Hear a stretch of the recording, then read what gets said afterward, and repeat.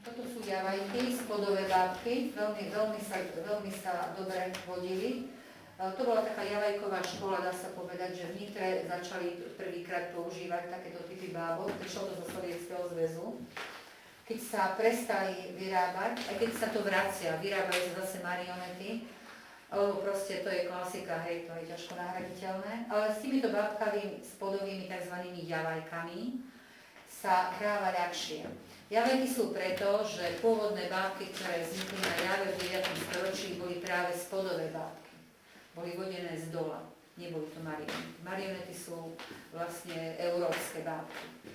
Takže tu je ten rozdiel. Tu je marioneta vodiacim drôtom v hlave a javajka je vodená takýmto spôsobom, že v chrbte má tzv. Gapit, ktorý sa jednou rukou drží a druhou rukou ten bábka vlastne tu, ten pohyb tej bábky vytvára. Marionety boli ťažké.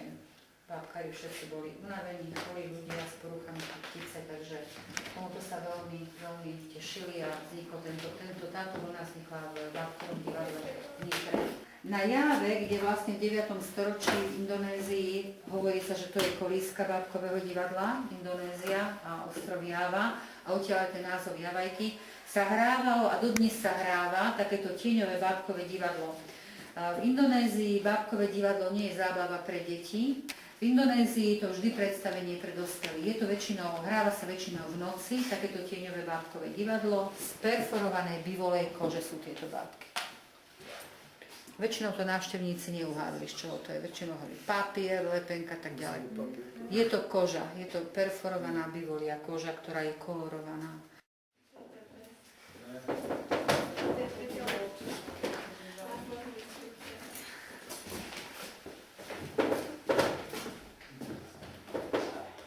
Máme tu aj indické bábky, tie krásne, tá zelená a červená a ten had.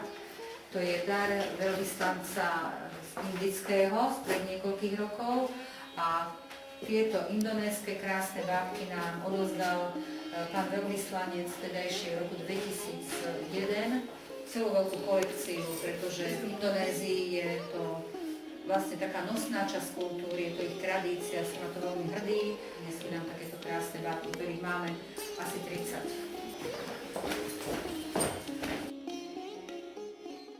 Luminiscenčné bábkové divadlo. Hovorím, že zázrak čierneho divadla, všetky divadlá využívajú túto vymoženosť náteru svetielkujúcou farbou špeciálnou, ktorá pod ultrafialovým svetlom takto je výrazná, takto svetielkuje. Toto divadlo sme získali od autora vlastne tohto vynálezu, je to český architekt František Tvrdek, ktorý to celé vymyslel a často sa do divadla používa. Je to čierne divadlo.